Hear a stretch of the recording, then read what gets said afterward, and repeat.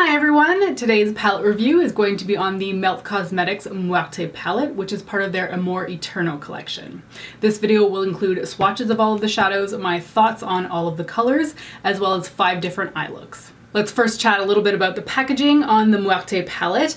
This is, you will notice, half of a skull. That's because the other palette in this collection, Vida, actually completes the rest of the skull, and they do magnetize together. For this video, we're only going to be talking about the Muerte palette, although I will have a review of Vida coming later. The Muerte palette is made out of cardboard, which is my favorite kind of packaging. It is slim, sleek, and very minimal, which I appreciate in my palettes. You are getting a mirror on the inside here, but it is quite small because, I mean, the palette is fairly compact, so they couldn't really make it that much larger, but I will take compact packaging and like well put together eyeshadows over a large mirror any day. You get 10 shadows in here, and the gram total is 17.73 grams for the entire palette, which works out to roughly 1.8 grams each, which is a ton of product for an eyeshadow right now. Most brands are putting out eyeshadows around the 1 gram mark, so 1.8 grams is massive. One of the things that actually impressed me about this palette was how large the pans actually were. I have never bought a Melt palette before, and I really had no idea of how big this would be, but I had thought that they would be smaller. In reality, they are quite large. You're also getting all of the shadow names printed on the inside, which I always appreciate. And the price tag on this is 76 Canadian and 58 US. Now that we've covered all the details on the packaging, let's take a look at the eyeshadows swatched out on my arm. Space. I wanna know how it feels to live and let go without being put in my place. I'ma just dive right into the wild side, and I'ma ride the wave until I die. Alright, now that you've seen the swatches, let's talk a little bit more about the eyeshadows in depth. In this palette, you are getting a whopping 7 matte shades and only 3 shimmers. For somebody like me who really prefers mattes over shimmers, this was impressive to see because I really don't feel like that happens that often. Usually there's like an even mix of shimmers and mattes, but I've never seen it so heavily focused towards mattes in a palette, so I am dead pleased. And it's funny that I used that word just now. Muerte does mean death in Spanish. Now, I might mispronounce some of these shade names because I believe they're all Spanish, and Spanish is not a language that I speak, so if I butcher some of them, my apologies. The mattes in here are quite dusty, which I think surprised me at first because I wasn't expecting them to be quite dusty, because when I first swatched them, they were quite stiff. So I had this like bizarre sort of first impression of this because I swatched all the shadows for my blog, and when I was putting them on my arm, I was like, they're kind of stiff. They're not really blending and dragging that nicely, so I didn't really know how they were going to apply on the eye. In practice, I feel like there is so much pigmentation to these.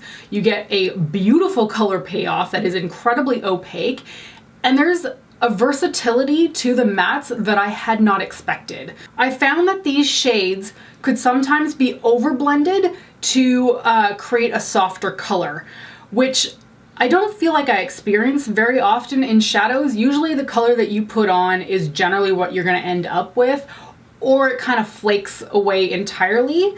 With this one in particular here, I used it a lot as a crease color because really it's sort of the only real transition color in this palette because it's very unconventional, right? Like, this is not a neutral palette with regular transition colors.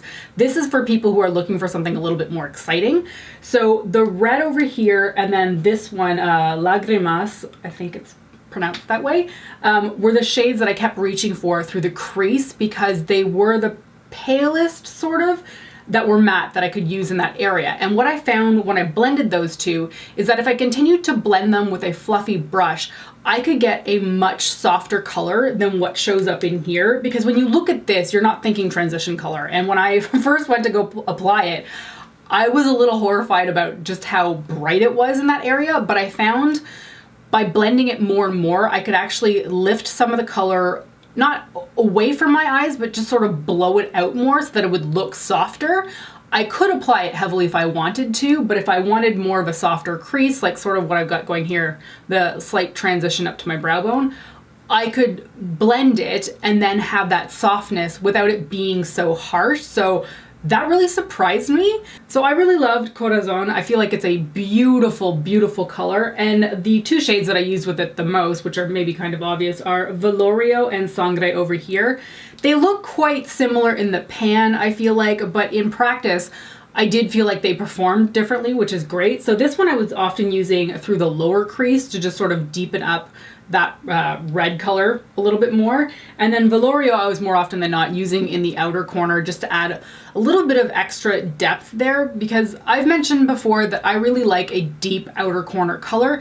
Even if I'm putting something super bright on the lid, I just like the dimension that a dark outer corner adds on my eye. It might have something to do with the fact that I've got quite hooded eyes, and if I don't create a very light to dark contrast, I don't feel like it looks that appealing on me. So for me, this palette really worked in that sense because there's so many deep colors in here. So in talking about the deeper tones, I do really love how you've got a deeper green over here with Duello, Pantheon over here.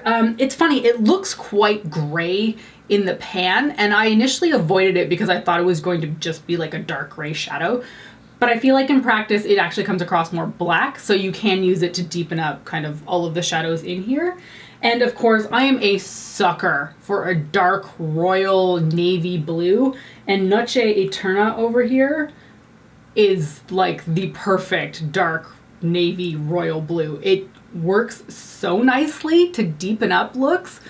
Oh, that is a gorgeous shade. Now, I really love the mattes, and I feel like they are, for me, the best part of this palette. I think they're fantastic, but there's something interesting that happened when I started photographing the looks for this review.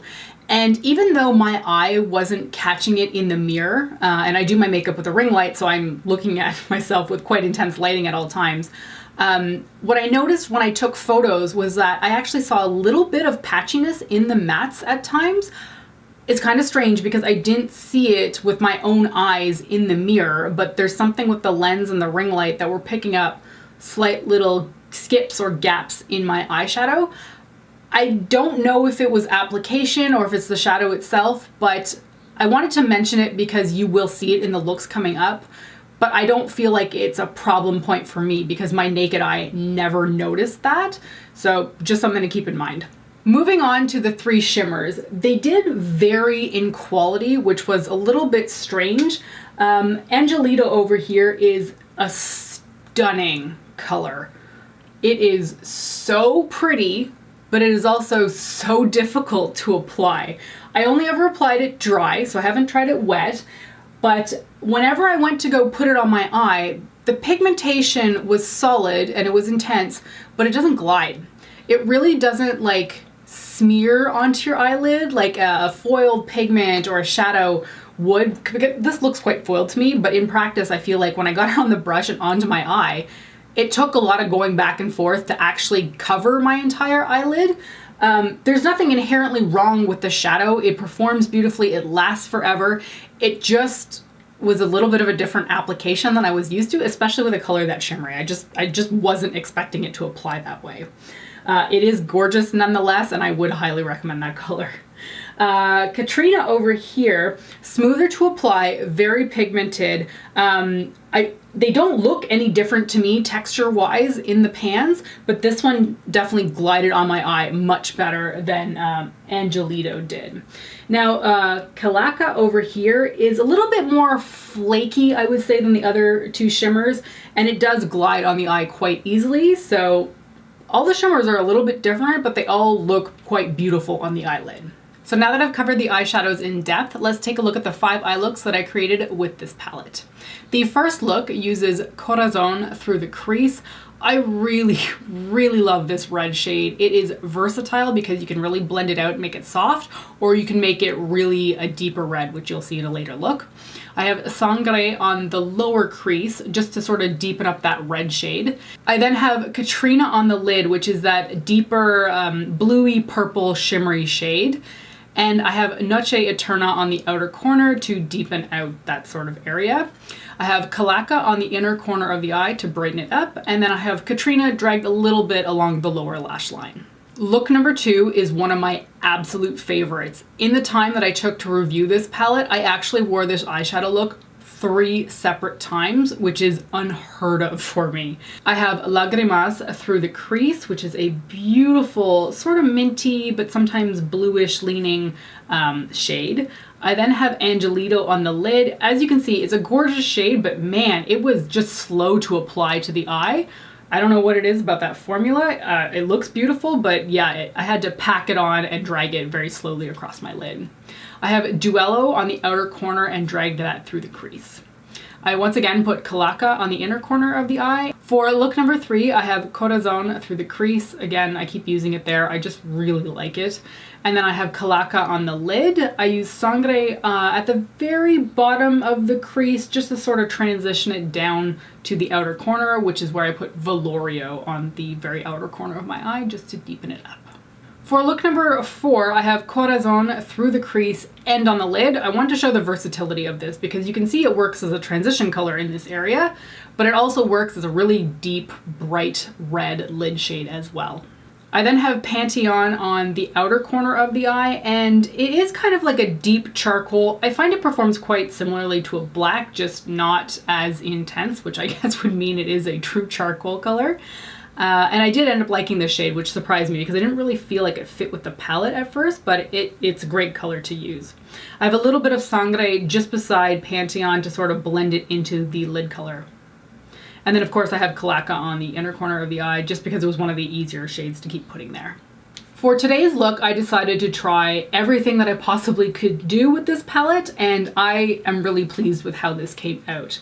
So for this look, I started with Corazon through the crease and buffed that out until it was like a nice red shade, but not too deep. I then took Velorio and put it on the inner and outer thirds of my eye and blended it through the top of my crease into Corazon. I was going to be making a halo eye, so I wanted to create that really deep richness on the inner and outer corners.